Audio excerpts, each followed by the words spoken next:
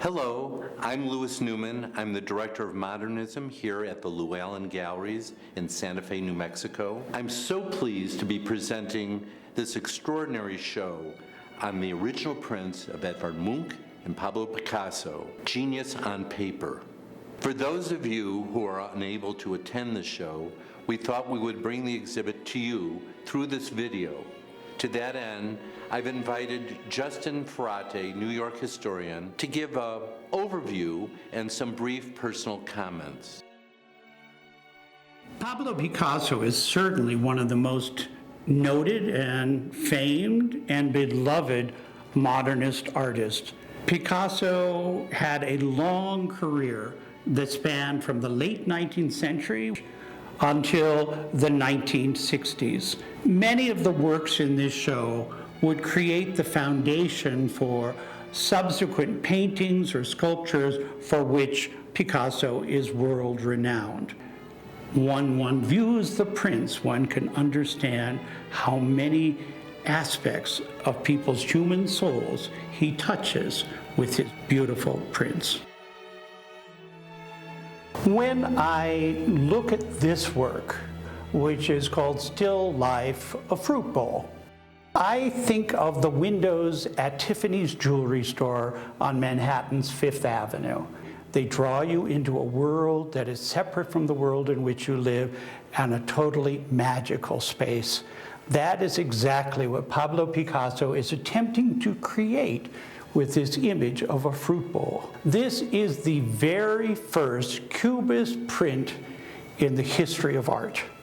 The style was created in 1907 by Georges Braque and Pablo Picasso. And so what Picasso has done here is you are looking at the roundness of the pears, you're looking at the shape of the wine goblet, you're looking at each of the aspects from different directions. It's like trying to look at an image in different ways, just as the human eye does.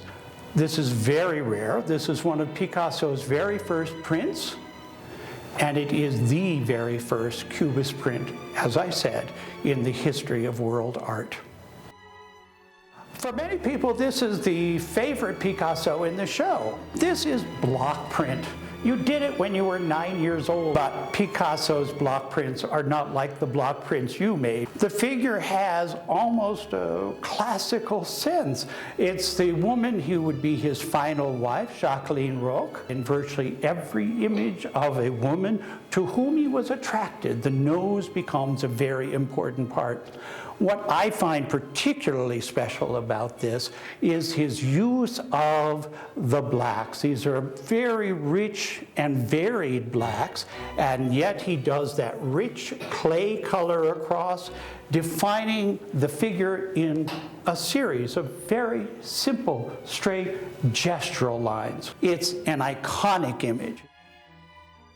This work is called in French Da Vida, which translates into English as David and Bathsheba. In addition to being one of the very few white on black prints that Picasso would do, there's a tremendous number of lines, there's a variability in lines, and the lines play different functions throughout the piece. We see King David with his crown looking down lustfully at beautiful Bathsheba, and yet the figure of Bathsheba is a very, very surreal figure. Distorted limbs, distorted shapes. This is a really powerful, powerful image and rich in its black and white, and I think is a really spectacular piece. This is certainly an iconic Pablo Picasso. This is called L'Égyptienne, which translates into English as the Egyptian woman.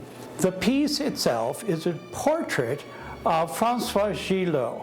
Françoise Gillot was like the Sphinx. She was powerful, she was indomitable, she was wise, she was always a force that Picasso tried to resist and never could. He captures all of those sentiments in this iconic image. The technique is called sugar lift.